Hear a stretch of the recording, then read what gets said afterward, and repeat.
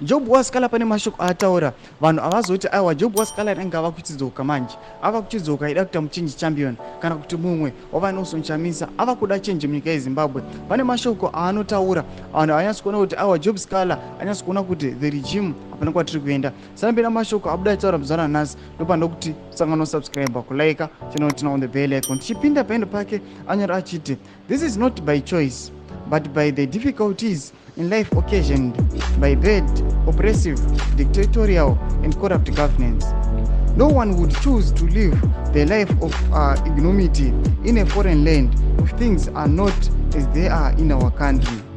There is nowhere in the world where you will not find a Zimbabwean in search of life, some exploited and used as slaves. Let's fix our country. Ari kubatikana nezvinoitika kunyika dzavari kufamba vachitendera achiti aiwa kwese kwese kwatiri kufamba tingoona maZimbabweans ariko, vamwe vari kutreatwa as slaves, vamwe vari kubatwa zvisina kunaka. Munyika macho matiri kurarama, people are struggling, people are finding it difficult to have a living. Mashoko ari atoka pana pana Job wasikala ari kuti aiwa zvabva zvinatsi kuti motivate kuti ndakufanira kunyatsodzokera kunyika kwangu tofixa this thing, tonyatsa kuisa change munyika yeZimbabwe. Tiudze mafungiro enyu muri kudii pamusoro mashoko auyatogwa naJob wasikala munomuziva kuti aiwa akanga ari musungwa for almost a year aiwa achinyimwa bail. Tiudze mafungiro enyu kuti munoti kudii pamusoro penhau iyi. Musangano subscribe kulike channel on the bell.